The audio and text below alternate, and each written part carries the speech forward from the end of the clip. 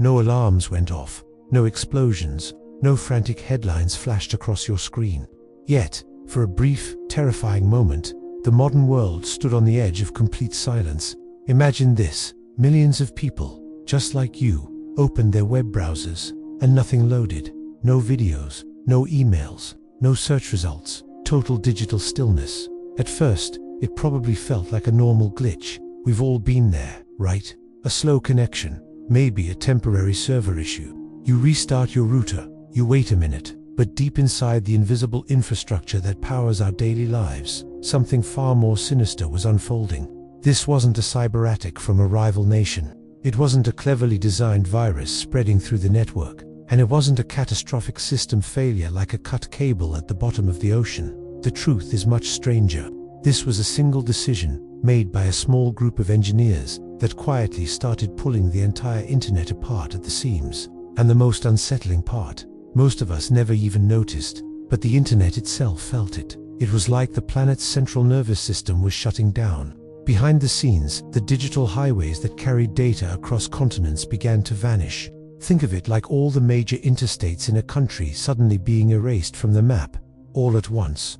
Major platforms, the ones we use every single day, started to disappear from entire regions of the world, one by one. Blink, gone.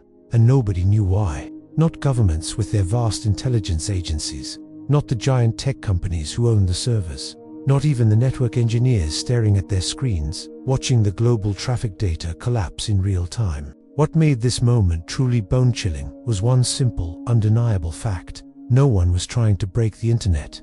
There was no villain, no mastermind, yet it was breaking anyway. It was failing on its own. The entire system was cannibalizing itself, and the reason was hiding in plain sight, tucked away inside a single technical rule, a rule that almost no one outside a tiny group of specialists even knew existed. This wasn't just any rule, it was a foundational principle, a line of code designed specifically to protect the internet, to keep it stable and resilient. It was supposed to be a fail, but on this day, that very same rule, that digital guardian, turned against its creator. It became the instrument of our near-digital apocalypse. The protector became the threat, and to understand how we came so close to losing everything, we need to dive into the hidden world of internet routing, into a protocol known as BGP. This is the story of the day the internet almost deleted itself, and the unsung heroes who raced against the clock to pull it back from the brink. This wasn't a Hollywood movie, it was real, and it could happen again. To understand what happened, we need to talk about how the internet actually works. You might picture it as this massive, solid thing, but it's really more like a fragile agreement. Think of it as thousands of separate, independent networks, all belonging to different companies, universities, and governments. All day, every day, these networks are constantly shouting one thing at each other. Hey, this is the fastest way to reach me. This constant conversation is managed by a system called BGP, which stands for Border Gateway Protocol. Now, here's the crazy part about BGP. There's no central boss, no global controller calling the shots. There isn't even a safety switch. The entire system, the very foundation of our digital world, runs on pure trust. If one network announces a new, faster route to get somewhere, all the other networks just believe it and start sending traffic that way. And that trust is exactly where our story begins. Back in April of 2018, an internet service provider in China made a tiny mistake. A simple configuration error. They accidentally announced some incorrect routing information to the rest of the world. In simple terms, they unintentionally told the global internet, "Hey everyone, send all this traffic through us. We're the best path." Now, normally, these kinds of small errors happen all the time. They get noticed, contained, and fixed within minutes, usually without anyone ever noticing. But this time was different. For some reason, major global networks, the big players, accepted this incorrect announcement. And then, they repeated it to their neighbors. Suddenly, a chain reaction started. Within seconds, huge amounts of internet traffic were being silently rerouted. Data meant for servers in one part of the world was now taking a bizarre, unexpected detour through networks it was never supposed to touch. Imagine your package delivery suddenly being sent halfway around the world for no reason. People in entire regions started losing access to critical online services. Websites slowed to a crawl. Connections started dropping left and right. The internet was breaking. But here's the truly terrifying part. No alarms went off. No big red lights started flashing. Because from the internet's own point of view, everything looked perfectly normal. The bad information was following all the rules. This wasn't a hack or a malicious attack. It was a mistake that the system treated as completely valid, and that's precisely what made it so dangerous. It was a ghost in the machine. As network engineers around the globe started noticing these strange, illogical routing patterns, a chilling realization began to sink in. If this mistake continued to spread, if more and more networks kept repeating the bad information, large portions of the internet could simply vanish, not crash in a fiery explosion, not shut down completely, but just become unreachable, wiped off the digital map.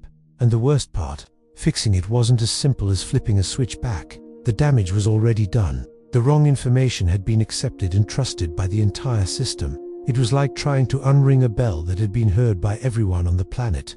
The internet's own immune system, built on trust, was now working against it.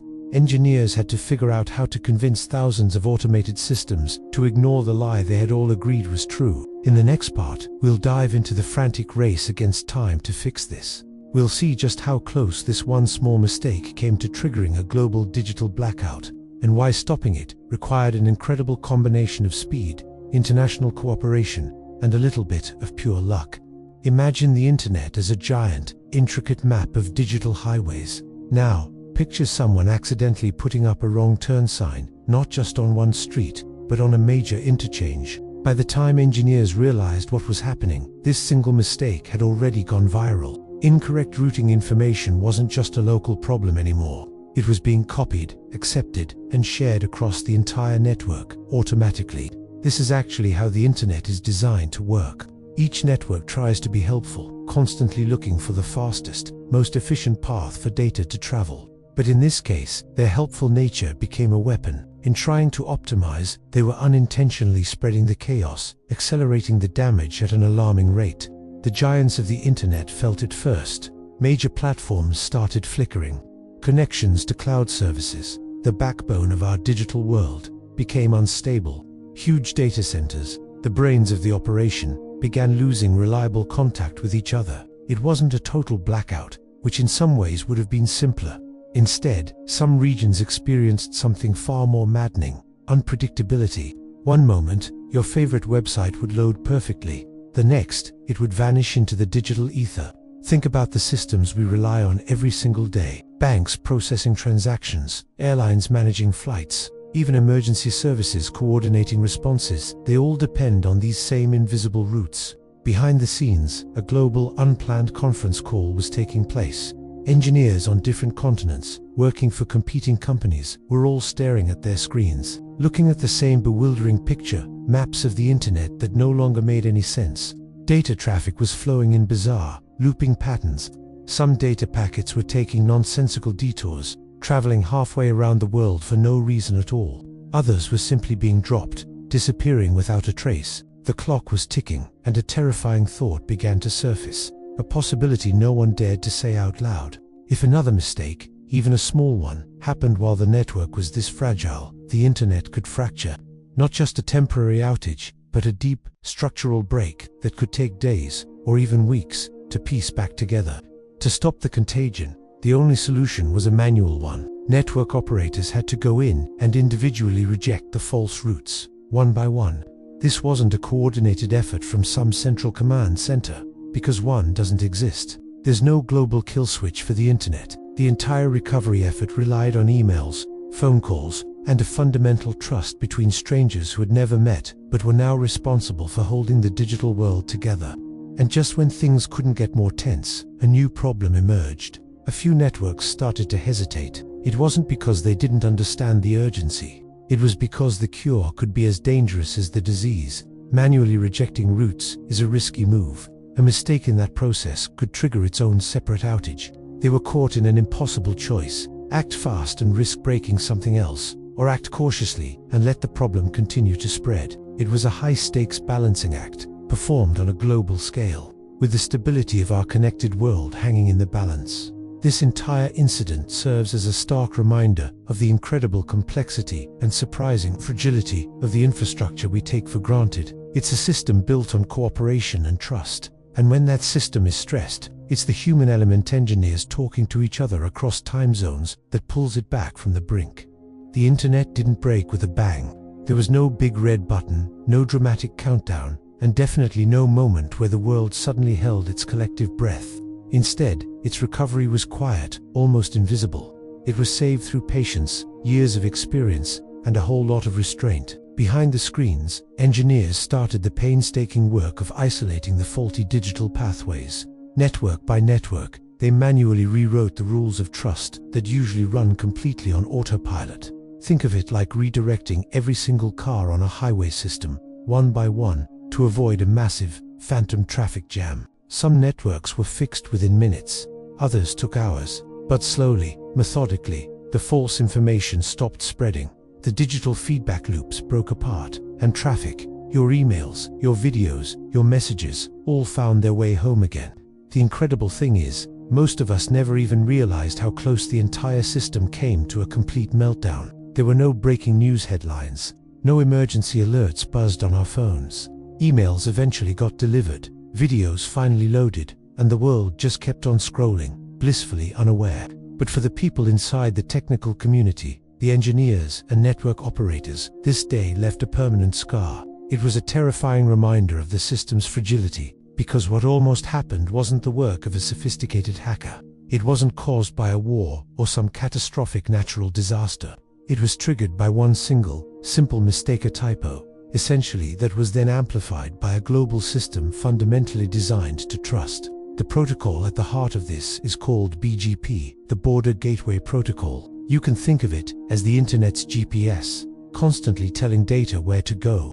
It was created back in a much simpler time, an era when the handful of networks in existence were run by academics and researchers who all knew and trusted each other. Cooperation was assumed, security was an afterthought, verification was minimal, and that design choice, made decades ago, still shapes the very foundation of our modern, hyper-connected world. After this near disaster, something began to shift. It wasn't immediate, but the incident gave a massive sense of urgency to a problem that experts had been warning about for years. Engineers began pushing much harder for security protections that had existed for a long time but were rarely ever used. Things like routing security systems, RPKI, suddenly went from being a niche topic to a critical priority. Manual safeguards and emergency procedures were re-evaluated and strengthened. This wasn't because everyone suddenly believed a total collapse was inevitable, but because they had just witnessed, firsthand, that our survival had been almost entirely accidental. The internet didn't save itself that day because it was inherently robust or unbreakable. It survived because just enough people, in the right places, noticed what was happening in the nick of time and knew how to fix it. And that, right there, might be the most uncomfortable truth of all. The complex systems we rely on for everything, our banking, our communication, even our emergency services often, depend less on flawless, perfect code, and more on the calm, quick judgment of human beings during moments of absolute crisis. This wasn't the day the internet died. It was the day we got a terrifying glimpse of how close it is to the edge, every single day. It was a stark lesson in how fragile our invisible world truly is, and it's a reminder that the constant hum of the digital world we take for granted is maintained not by magic, but by a dedicated few who stand watch over the chaos.